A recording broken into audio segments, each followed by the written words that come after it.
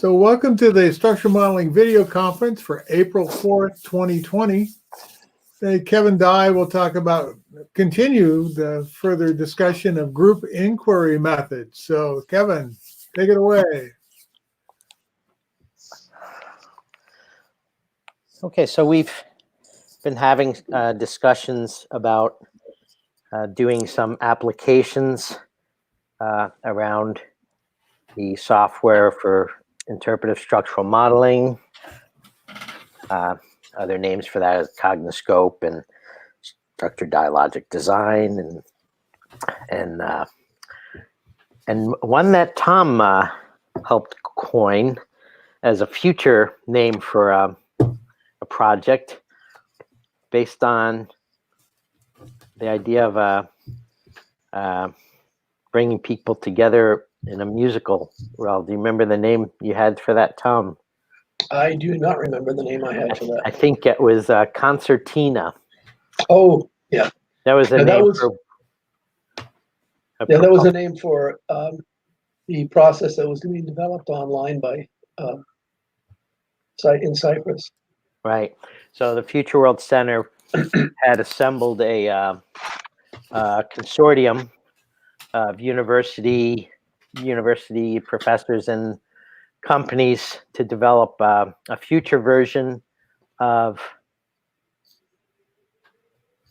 interpretive structural modeling and other material with it, based on the Cognoscope, which was a desktop application, and then they had evolved into a mobile application with another name, and in parallel with that, another group in Michigan developed what they called the Logoscope. And anyway, this is a good opportunity. We've been looking at developments going on in these for several years, and we thought we'd try to discuss some applications. So specifically today, we're going to talk about the development of the triggering question and how you kick off a project. And I thought we'd talk about three applications, kind of just do a 30,000-foot quick sketch of three different realms, and then figure out what we might want to do from here.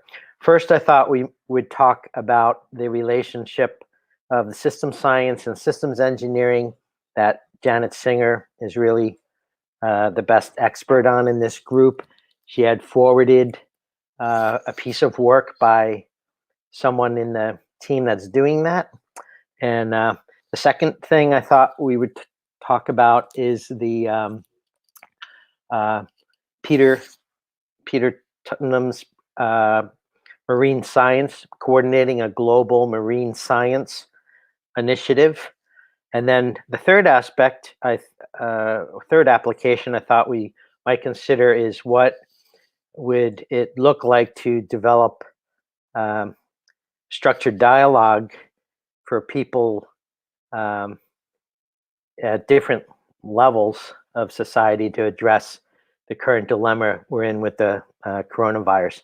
So I thought if Janet might talk to us for a couple minutes about her project, and I'm going to put a diagram of that up on the screen. That was several years old at this point. Let me do the screen share. Share the screen.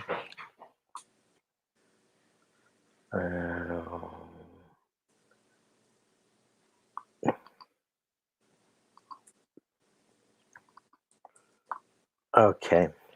So can you see this diagram? No, not yet. Okay, there. Integrative systems science and systems approach. Could you, Janet, could you explain the background of this? This is what I know of your project. Not much. Right. This came out of an IFSR conversation. Hi, Tom. Haven't seen you for a while. I know you were very interested in this when we first came out with it, and we never followed up. But this is from 2012.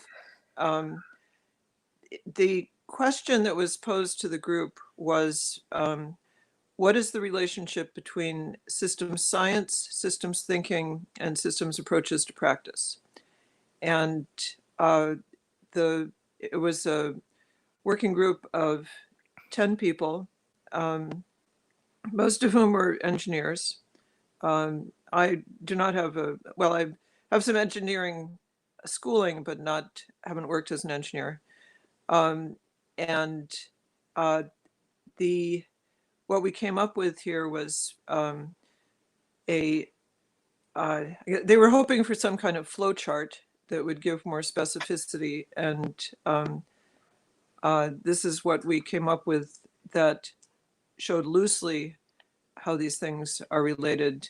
The goal was to show the multiplicity of perspectives that are necessary in each of these areas.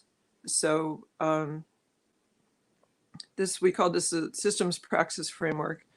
And the effort now that Gary Smith is leading in COSI and ISSS is attempting to do something more specific than this loose landscape of relating, excuse me, the sort of the ISSS perspective on the top with the multiplicity of areas of theory and practice, and the well, I guess it actually, let's see, systems science, systems thinking, systems approaches to practice.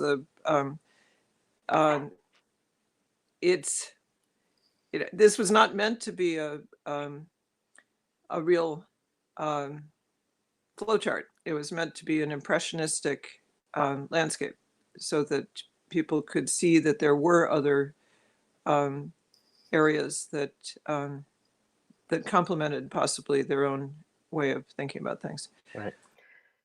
So that's the state of it, is that that this. So I fought hard to keep it loose, and now they're hoping to do something more specific, and it's a big challenge. All right. So when we go to develop a triggering question, we usually have a broker that is a go-between with stakeholders in a situation and the facilitation team, and we start to cultivate the question in dialogue with the broker, and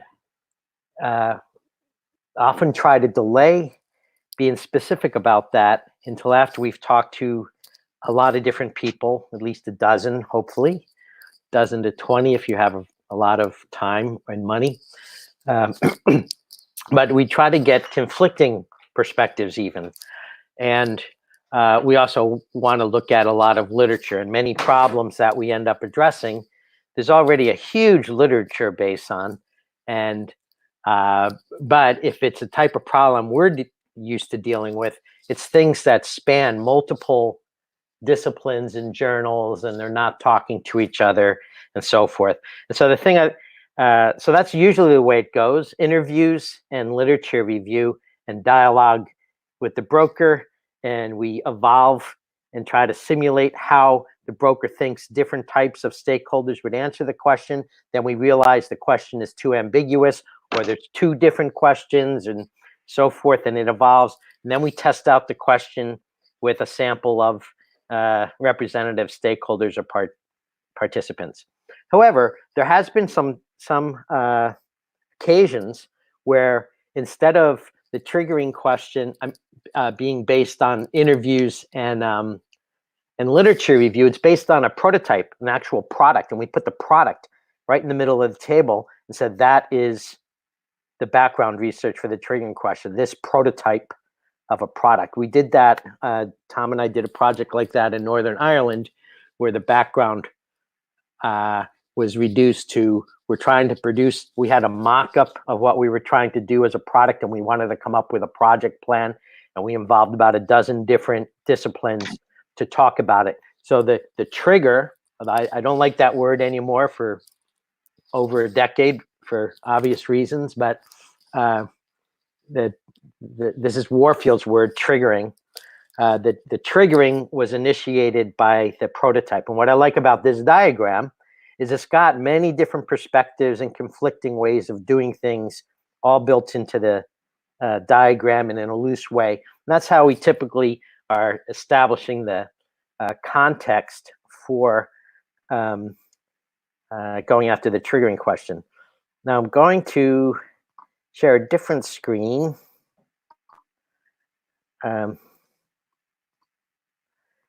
Which is something similar that Tom worked on that actually was an extension of Warfield's work back in 1986, 87. This paper is actually from the George Mason University Warfield archives, and it's called the Domain of Science Model. He did the first work on it in 86. And do you see something called Domain of Science Model? Yes. Okay. Right. And so you see the similar elements to what was in the previous diagram, that there's stuff about what Warfield called the corpus. That's a word that he borrowed from Charles Saunders Peirce. And the idea is that this is where the science is. He called it the foundation in theory. His idea of foundation was scientific a prioris, which is really referencing Kant, I think. And then the idea is that, based on your theory, you develop a methodology, you do applications, you collect up experience, let's say, and you refine your foundations in theory. That's the notion. And the overall, Warfield writes in this paper that it's very influenced by Conant, Vickers, and especially Peirce. And it's basically a model of pragmatism. And Tom wrote a follow-up article to this about 20 years after Warfield did this with Ken Bausch. You want to talk a little bit about that, Tom? Well, there really weren't many improvements on the initial model that John had formed, except for the fact that there was an effort to try and get a link from the arena back into the corpus, meaning that there was a gap, that ideas flowed into practices, practices flowed into the arena or marina, but they didn't quite make it back into the level of theory. Instead, practitioners became their own isolated silos of science. And that's not a science, because the science continually improves its method of examining something. And without that continual commitment to improve the depth of science, it becomes a shallow well. So the issue of how do you bring back the community into the science really required some sort of a critique that involved more than the practitioner themselves. The idea was that the application of a structured dialogue and the inquiry may be the best way to understand how a methodology was used in a situation. In essence, the arena is a laboratory, but the social laboratory is never constant. The only constant is the methodology itself. And in practice, it's not held very constant. It's actually individualized. And society has generally considered that a virtue, to allow people to discuss things the way they would like to discuss them. That liberty is very gracious, but often it's not really very effective. So there's a struggle, a natural tension between the desire to customize a shoe to fit the foot and a desire to find out what type of shoes do fit. I don't know if that covers what you're expecting me to say, Kevin. Yeah, I think that's enough. I think more generally, the even simpler model is the idea of double loop learning, of Argyris and Schoen. That you have a theory of theory of practice, and then you do something. That's your theory in action, and then you reflect on it. That's the most basic idea of pragmatism, American pragmatism. It's the idea behind these models. So let's. Did you want to say anything about that, or questions you had about what Tom had done, Janet?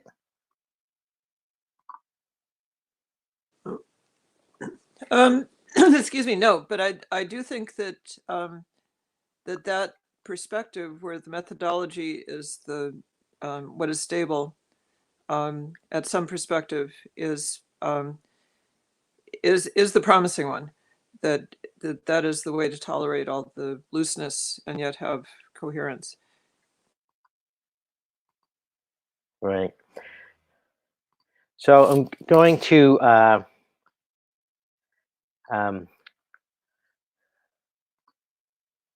let's see, we're at page. No.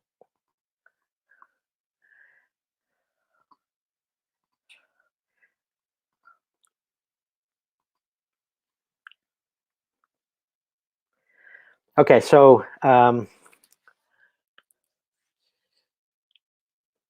let's suppose that Janet is playing the role of the broker, and Tom and I are in the SDD design team. That was later called a knowledge. What was the term Christakis came up with it? The knowledge team? I think it was knowledge management team. Knowledge management team, because that was a popular term in the 90s when they renamed it. They're actually doing the first thing they're doing is process design, and they're doing inquiry design. And the initial knowledge they're gathering is from the stakeholders through interviews and from the literature, sampling the literature, and so Janet, what the work, the latest publication or kind of draft that the current leader of the project was doing. Let's say he's the client, okay, and we're trying to support his effort, right? So as I read it, he kind of outlined a systems engineering approach to doing the science. That the focus seemed to be we're not doing a good enough job of the science, system science. It's too fragmented, and we need a big initiative to pull it together. Is that kind of it, or? Yes. Yep. So would be for the. So would it be what must be done to empower systems science to better serve systems engineering? Would that kind of capture that idea, or? That's you're giving it more focus than his treatment did, but I think that serves. Yeah. Okay, more focus. So it's more about just how do we do a better job at system science? Right. His vision is how can we establish system science as a, let's see, I can't remember, maybe Peter does, as a discipline, as a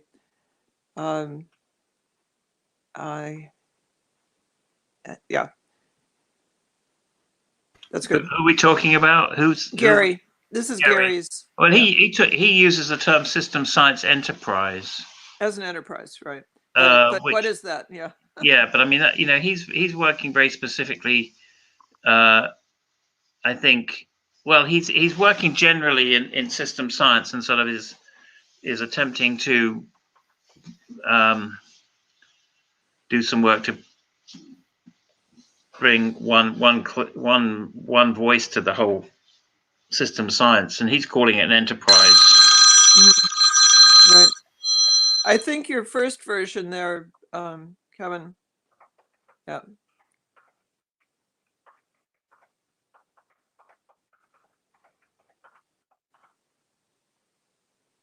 Right. Uh, the interest from Nkosi sort of combines your first point and the last one that you wrote there, which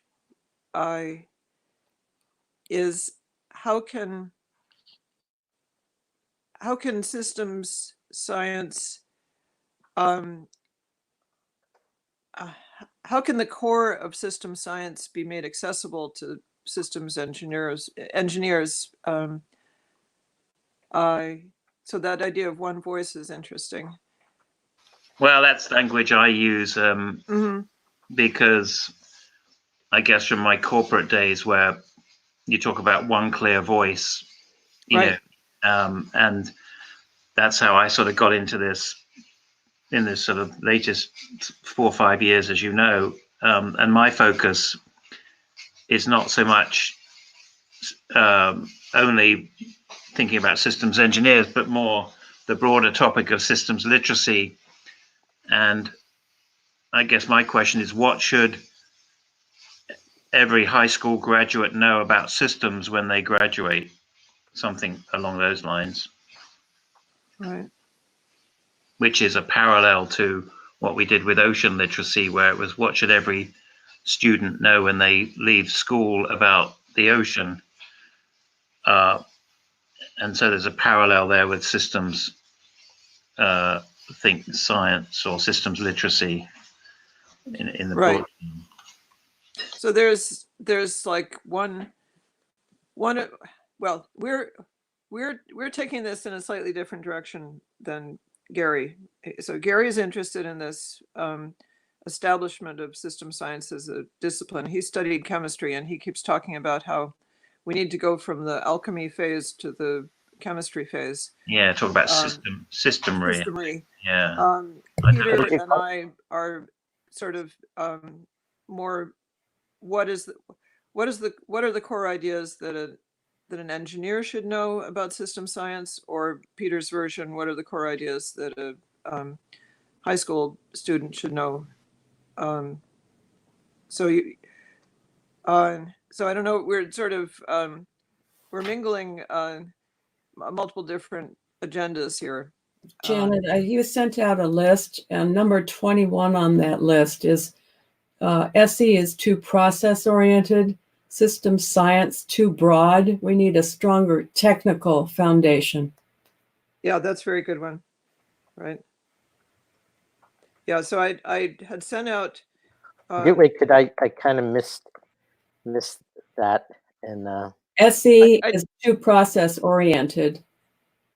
If you look at your email, maybe you can. System science is too broad.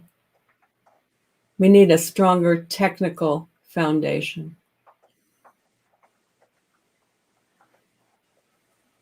oh, we could say, how can we create a stronger technical foundation for both of them, or? Well, Right, maybe before you could create a stronger technical foundation for either of them, you'd probably have to have a little bit better definition of them. What's the difference between them? right.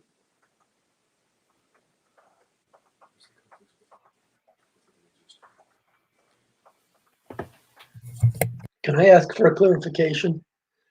When the word foundation is used, is it meant to mean a bridge between the two, or actually the essence that allows each of them individually to advance?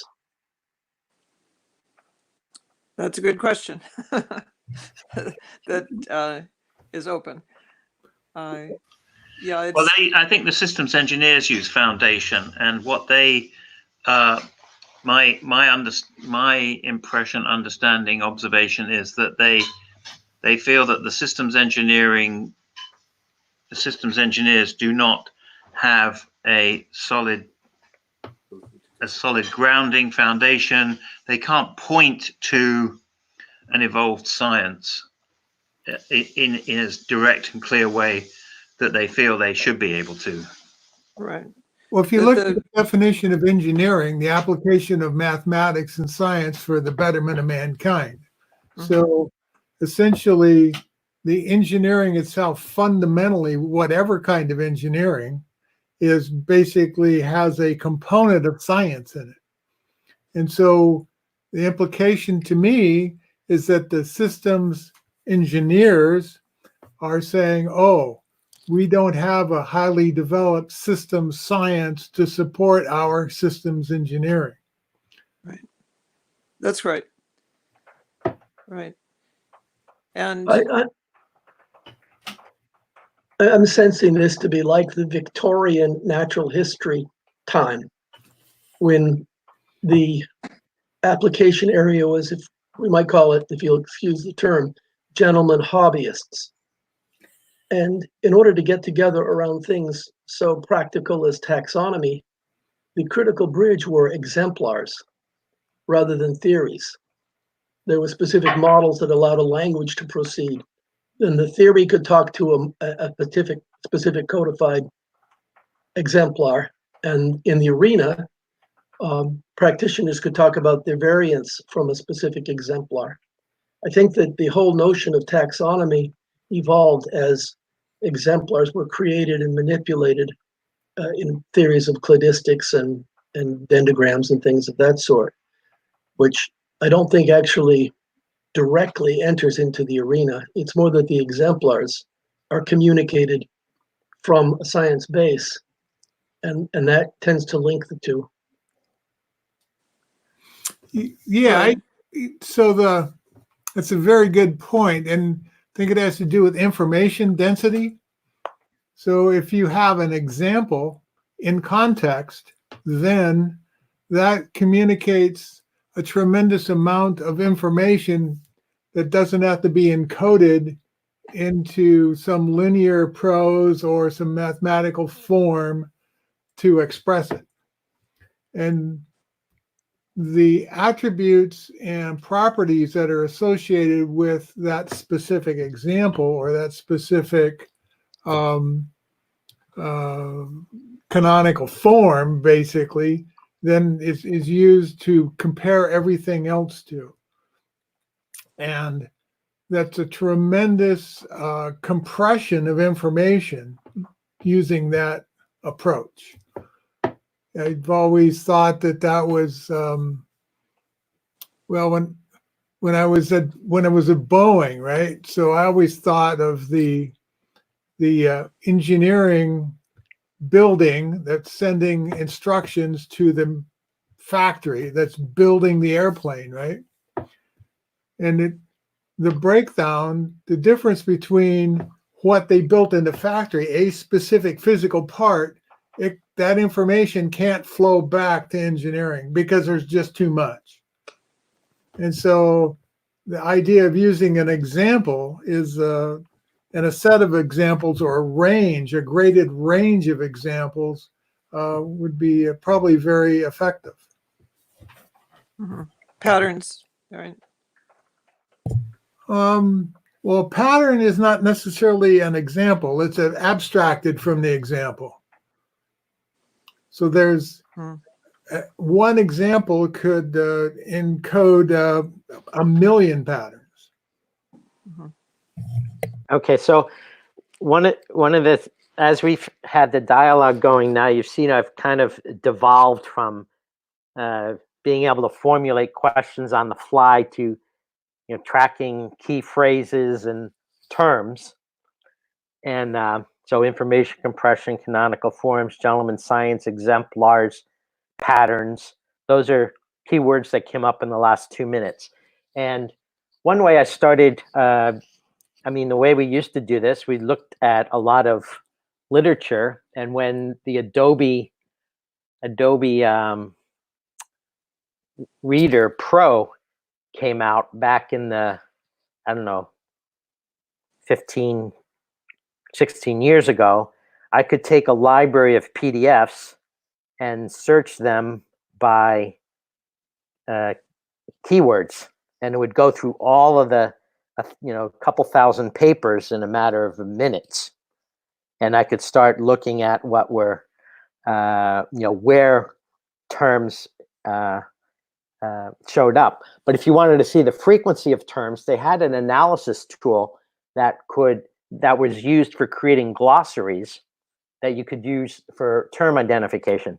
And of course, what's happened in the past half dozen years is text analysis tools, many of which are available for free, can go through the literature or transcribed interviews and identify terms. And term, is an expression that is repeatedly used and seems to be surrounded by other terms. So we broached two different ways of doing the interviews to start cultivating the questions. Just start posing questions, let people start refining that. You don't want to go too far down that path because you'll refine it and may get too narrow.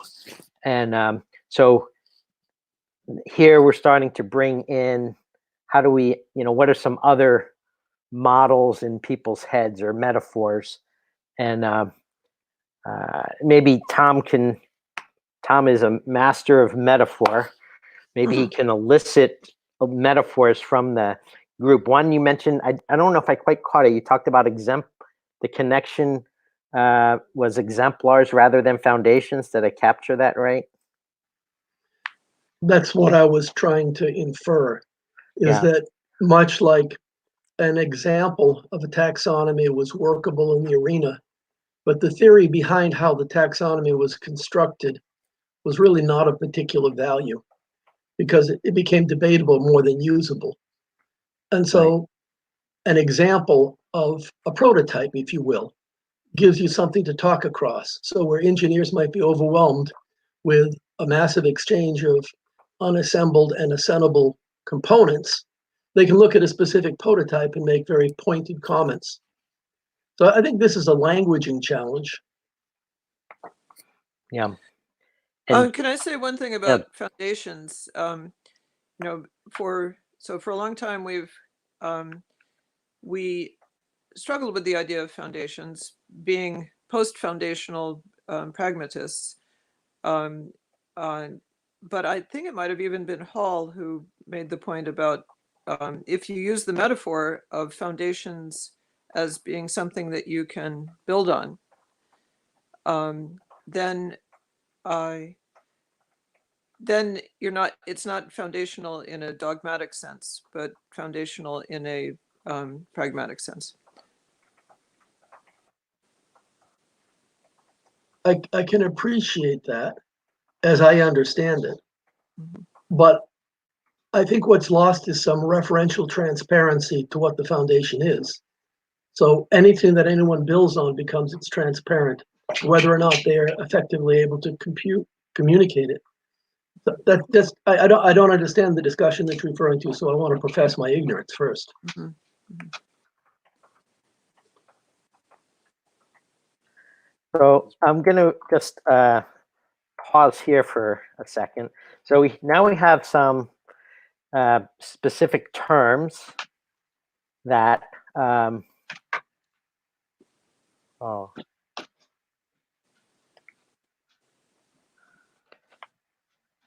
that we can look back at the questions. All right. So we've kind of, I don't know if the word is drifted. We've evolved what's going on from something that is kind of mundane. How do we empower this field? Let's call it a field to better serve methodologies, something like that. System science to systems engineering. These are kind of generic ways of asking questions. An even more generic way of asking it would be, what's the problem? This is a little more specific. Now we have terms that we can maybe insert in here and try out a whole new set of questions. But with that, we're kind of like halfway through the session. And we wanted to talk a little bit about Peter's project. And I'm not sure if I knew the one you were talking about, because when we had talked, you had forwarded some materials from your project on ocean literacy. Well, ocean literacy is sort of the foundation for where we went with systems literacy. I mean, that's the correlation of the two things, or the connection between the two. And I mean, there's some evolution about understanding life in the ocean, which is not widely understood in terms of the broad scale of things. But no, I mean, oceanliteracy.net is the website. Just the Lawrence Hall of Science, that's one of them. But our website is oceanliteracy.net. And I was just, it's something we've done over the last 20 years, and it's an example of what we thought we would do with systems literacy, basically. And that was the sense, is we wanted to tell a story about systems in 7 principles plus or minus 2 that could be easily communicated. And that's a breakdown from the 7 principles into 4 grade bands in schools on a scope and sequence. And so the idea is perhaps you might have a scope and sequence about systems, and we've been round and round. This was started out as ocean science, and it's really sort of a broad concept of ocean now. But it is focused pretty much on the science. So the idea was the parallel, what about system science? Is it that every student should know, and therefore, of course, by implication, every adult? And I thought it was going to be as straightforward as the work we did on the ocean, which was complicated enough, where we have competing voices from physical oceanographers, biological oceanographers, chemical oceanographers, and so on and so forth, all thinking they should be on first. And but I found it much more difficult within the system science community to really get to grips with what the 7 principles plus or minus 2 are, and what the concepts, and then moving into a scope and sequence, because I guess, well, that has been the challenge, and is the challenge at the moment. So the term that comes to mind for me is this. You're viewing this as maybe a domain-specific example for how the system science literacy initiative might play out. Yes, because there's a number that followed on from this, that followed this model. There's Earth science literacy that we got in Earth science literacy we got involved in. There's climate literacy that followed on this pattern. Then the energy group got together and did energy literacy. So there's this pattern, if you want to call it a pattern, of collecting of principles and concepts, and then creating scopes and sequences of learning progressions, is a model that has been copied, or a pattern that has been copied by other disciplines and groups, or interpreted, like the Ocean Literacy Guide has been interpreted for a group that worked in the Mediterranean and produced a Mediterranean Sea Literacy group. So the thinking was that that's what we could do, and maybe something in a structured system dialogue process could help us to achieve the goal that seems to be a little bit elusive.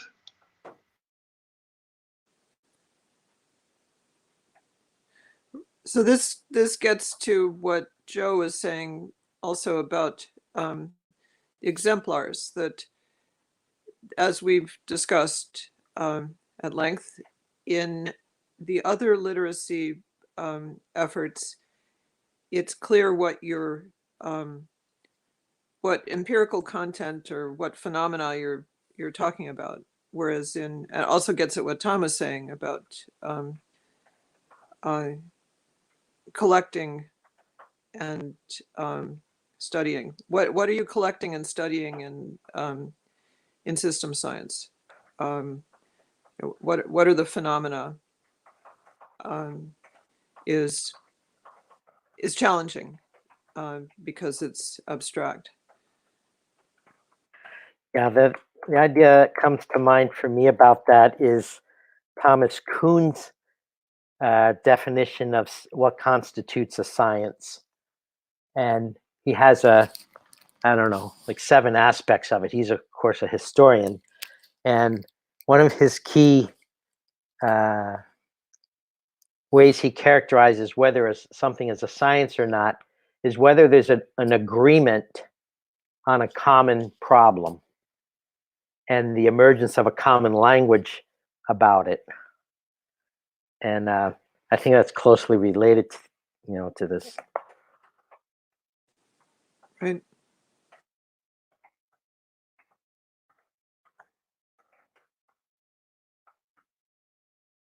Well, the answer that we go to that, the common problem, is sort of what the founders of the ISSS said in 1954. And you can go to the goals and objectives laid out by the founders of what was then the Society of General Systems Research, which is on the ISSS website. I'm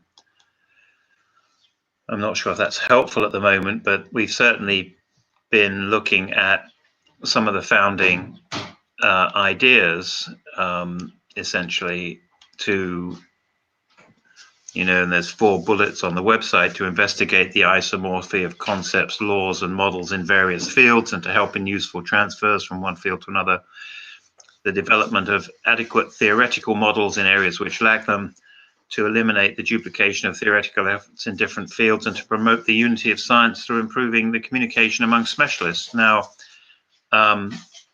going back to the first one, that's where Len Troncali has spent his life, is identifying what he calls isomorphies.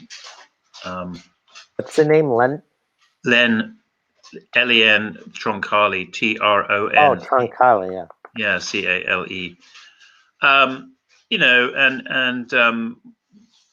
When I was president of ISSS, we had the theme of nature's enduring patterns, which is largely his work, but certainly looking to nature as patterns, as informing and helping us think about systems literacy. Right. This idea of the isomorphy, I think, really did it start with Bert von Bertalanffy when he was, when he was studying the what he called the logistics curve or a growth curve. It starts out exponential and then gets asymptotic, and how that was common for population studies and epidemics and on and on. Yeah. Right. And so, I mean, what I took from that early book, I think it had a green cover of his, was if he saw the isomorphy as manifestations of an underlying mathematical structure. On the other hand, in contrast, I think Troncali's, when I talked to him about that, he's like very against the idea of math.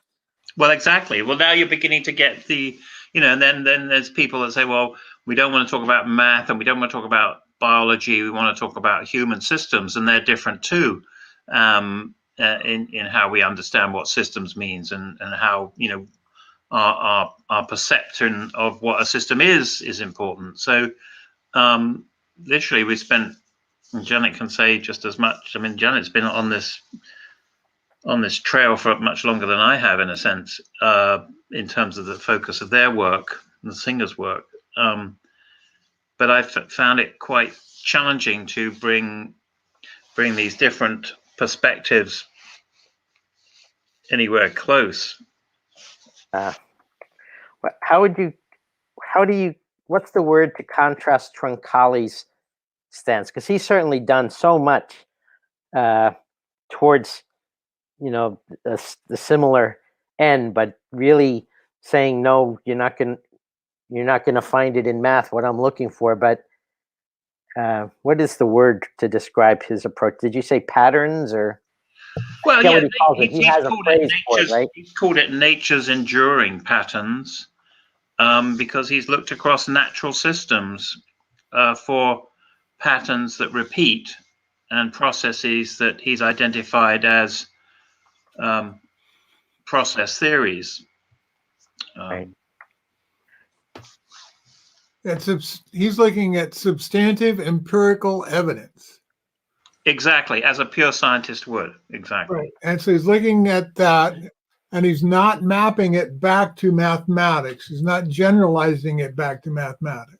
He doesn't, but of course, there's lots of people in history who have and feel that unless it is mathematically presented, it doesn't have the kind of rigor and validity that is needed for a substantive science. Right. Then I would throw in and ask Tom to comment on this. At some point in the early 2000s, Christakis, who had worked with Warfield on this domain of science idea, and was very much into pragmatism about collecting data about the performance of an application and using that to refine your theories. Exactly. Christakis drifted into, I don't want to, maybe the word's not drift, it was more radical. He believed that, the path he took was an axiomatic approach, right? That he came up with a set of rules that constituted the methodology.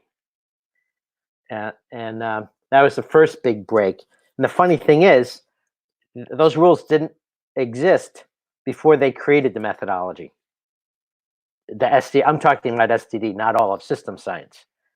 But in terms of models, what I'm referring to is we're kind of bounced up a level now of talking about theories, that there's different theories for how you address this connection of science and engineering, or how you think of the philosophy of science itself, and there's a lot of papers about this in the system science literature, and as far as my reading goes, very few of them written by philosophers of science. And a lot of the people that write their philosophy of the development of system science are not well read in philosophy of science, funnily enough. The other break that Christakis took, and I think he's an important figure because he really committed to being in the arena after the late 80s. And, then he went back into this really theoretical realm of the axiomatics. And then like 15 years ago, he started to denying the potential existence of evidence and the very notion of evidence or data. Did you speak to that a little, Tom? Kevin, I think you've thrown me in the deep end. I've never been smart enough to get out in front of your vision and complete your sentences. Well, let me add this. Let me say that I thought Christakis was all about language. That for him, whether a language is graphic or verbal, the real issue was how does it communicate. So for Christakis, his model was an exemplar, and as such, it embraced principles, which you might call theories, and it was referenceable to experiences in the arena. So in that sense, it was a bridge. And I think that the problem that Christakis faced is that he appeared to be so axiomatic about this is the way something should be done. But in fact, and I think, Kevin, you will bear me out on this, very few of the practitioners that have ever stepped and followed any of Alecho's footprints have not adhered to a canonical interpretation of what Alecho was espousing, and nor did Alecho himself. So the canonical version is really a linguistic artifact, powerful as it is. But the link, as I see it, is that principles account for an exemplar, and experiences present candidates as exemplars, and that the cooperation between the two provides a minimally necessary language to discuss what's going on. I think the missing piece in a linguistic approach to what Aleka was doing was something such as the Bohm dialogues, which are described in principle, but yet have no canonical exemplar. The what dialogues? Bohm's, Bohm. Bohm's, yeah, BOHM. Oh, Bohms. Yeah, it doesn't help, but sometimes called Bohmian. yeah. No, I have Um, all his books. One thing that's relevant here is getting back to Ken Boulding's characterization from 56 of system science as standing between the specific sciences and the abstraction of mathematics. And Joe has quoted this before. We tend to keep rediscovering this and getting people tend to argue one it should be more toward the concrete, or no, it should be more toward the mathematical. But if we can keep in mind that it's in this this middle ground that was stated 56 years ago, we can stop arguing about where it should sit. It sort of has to sit in its own new location. And to some extent, that's the common problem of system science is defining what this new location is. That's very interesting, Janet. I'd just like to point out we've got about 9 more minutes left on this session. I think it's been really great. Hopefully we'll be able to continue it.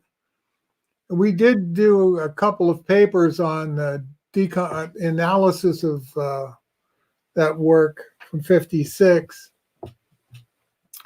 And when you start breaking down what was detailed in that statement on system science, sitting between pure abstract math and the specific science applications, it implies an area of, that includes not pure abstract math, but applied math, and how this math is applied, but has no substantive type of specific technical or domain substantive information. So it's in that sense, it's general. When you look at that and break it down, what it implies is that you really need a different language type to even start discussing system science, because each specific science develops their own language, their own prose language, their own words, their own terms. And then abstract mathematics has a very, very formal type of application. And so the applied mathematics in between, right, says, okay, if we're going to have a general system science, it seems that we somehow need to extend our language that we just work with prose to actually effectively discuss general system science.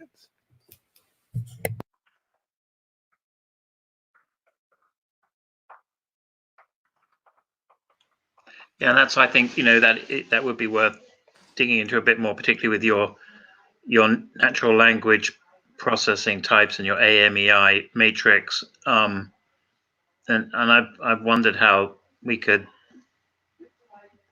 apply that in this endeavor of systems literacy. I'd be interested in, Joe, if you want to point to papers of yours on this topic. I don't know if we want to, how we want to go further, but it would be great to have that as background for our next discussion. I will go ahead, and those are on ResearchGate. I'll send out the links to ResearchGate papers in the summary of this particular conversation and video conference.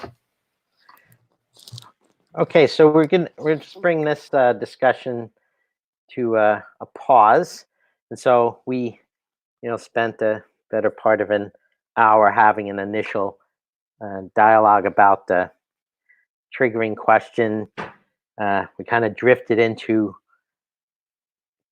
discussions that were more meta to this, and this is quite a common thing. My experience, when I learned to do there's hardly anything written about doing triggering questions aside from kind of work by a couple linguists that George Mason, that Warfield worked with, and what I found is it's very much about I was first introduced to system science through thermodynamics, right? And the first quiz you take in your first thermodynamics classes, there's a refrigerator in a room. The windows and doors are closed. What happens to the fridge in the room? Which one gets colder? Which one gets warmer? Right? And most of or a lot of the kids that are in the first thing get it wrong because they miss to draw where's the system boundary. And that's what we drifted into here. Actually, I have organized with Joe how to set this up so people can look at it. But we drifted from specific questions to terms and metaphors and notions to more discussions up at a meta level to that. So kind of outside the bounds of the dialogue of how do you even think about this languaging versus axiomatic views, pragmatist models versus languaging, mathematics versus patterns. And so as designers of the dialogue, that's what happens when we do the triggering question. And we should be drifting across conflicting perspectives and meta to the system we're in, because we don't quite yet know where the boundary is of the dialogue we're doing. So that's kind of where we're at. We'll leave it at that. I just want to mention as we close, I think it might be worthwhile to consider launching the design of dialogues that people at different levels, maybe thinking at local community level, how to help them plan their way out of the mess that we're in with the coronavirus. There's massive, I can just tell you just from running a farmer's market, there's massive dislocation of the supply lines, the distribution relationships, modes of shopping. It's unbelievable. And that's happening big time. And it's I think it might be a good opportunity for very large scale dialogue orchestrated online. Absolutely. And I think maybe we could talk about that one of our next sessions. I agree.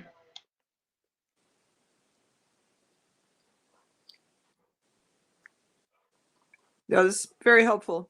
It's been helpful.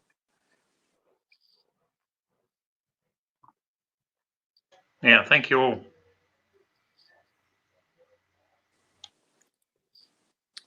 So Joe, when's the next?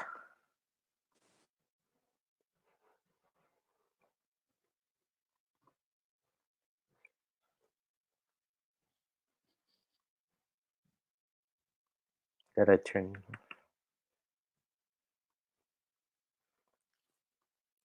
Are you there, Joe? Something happened. He might have lost his audio. Oh, okay. I'm sorry. I had my mic off. Okay. Can you hear me? Did you want to say what's the next session or what you're suggesting Yeah, we focus on next? April 18th. And I think we should just continue this dialogue and Okay. refine it a bit more. And I will send out a summary. Thank you. Okay. And I'll talk with you about how maybe we'll have an online common area in Google Docs or something to track the discussion. Huh? Sounds good. good. Okay. I'll get that. Bye-bye. We'll get that organized. Thank you. Thank you all. Okay, bye-bye. Thank you and nice meeting you all. Yep. Thanks, Tom. Thanks, Peter.